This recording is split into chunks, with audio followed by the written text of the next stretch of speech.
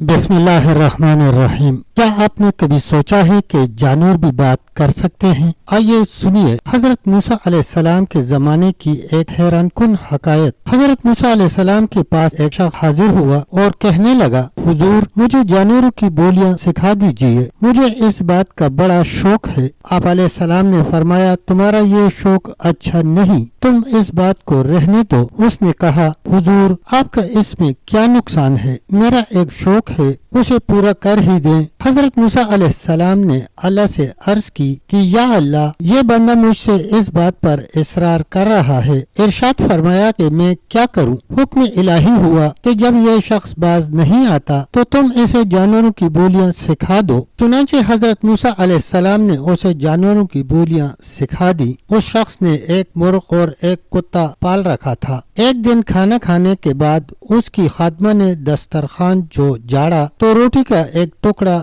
گرا۔ کتا اور مرغ دونوں اس کی طرف پہنچے اور وہ روٹی کا ٹکڑا اس مرغ نے اٹھا لیا۔ کتے نے اس مرغ سے کہا، ارے ظالم، میں بھوکا تھا، یہ ٹکڑا مجھے کھا لینے دیتے، تیری خوراک تو دانہ دن کا ہے، مگر تم نے یہ ٹکڑا بھی نہ چھوڑا۔ مرغ بولا، گھبراؤ نہیں، کل ہمارے مالک کا یہ بیل مر جائے گا، تم کل جتنا چاہو گے اس کا گوشت کھا لینا۔ اس شخص نے ان کی یہ گفتگو سن لی اور بیل کو فوراً بیچ ڈالا۔ وہ بیل دوسرے دن مر تو گیا لیکن نقصان خریدار کا ہوا اور وہ شخص نقصان سے بچ گیا۔ دوسرے دن کتے نے مرغ سے کہا، بڑے جھوٹے ہو، تم خواہ مجھے آج کی امید میں رکھا، بتاؤ کہاں ہے وہ بیل جس کا گوشت میں کھا سکوں؟ مرغ نے کہا، میں جھوٹا نہیں ہوں، ہمارے مالک نے نقصان سے بچنے کے لیے بیل بیچ ڈالا ہے اور اپنی بلا دوسرے کے سر ڈال دی ہے، مگر لو سنو، کل ہمارے مالک کا گھوڑا مرے گا، کل گھوڑے کا گوشت پیٹ بھر کے کھانا ہے۔ اس شخص نے یہ بات سنی تو گھوڑا بھی بیچ ڈالا۔ دوسرے دن کتے نے شکایت کی تو مرغ بولا، بھائی کیا بتاؤں، ہمارا مالک بڑا بے وقوف ہے جو اپنی آئی غیروں کے سر ڈال رہا ہے۔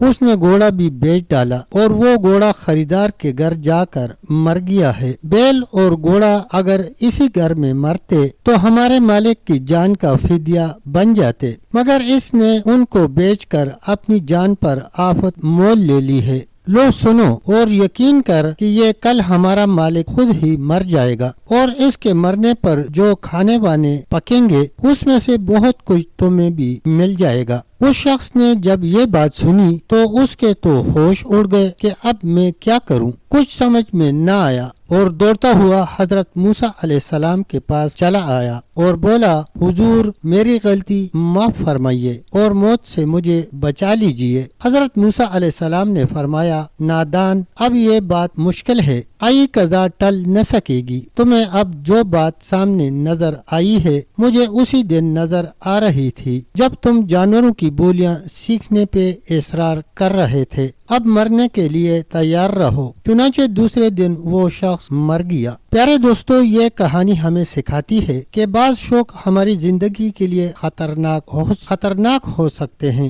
علم کا صحیح استعمال اور حدود کا احترام ضروری ہے۔ اللہ ہمیں عقل و فہم دے کہ ہم اپنی زندگی میں نادانی سے بچ سکیں۔ پیارے دوستو، اگر ویڈیو اچھی لگے تو ویڈیو کو لائک کریں، سبسکرائب کریں چینل کو اور کمنٹ سیکشن میں اپنی رائے کا اظہار ضرور کریں۔ تب تک کے لیے اتنا ہی، ملتے ہیں ایک نئی ویڈیو کے ساتھ، تب تک کے لیے اللہ حافظ، اللہ نگہبان۔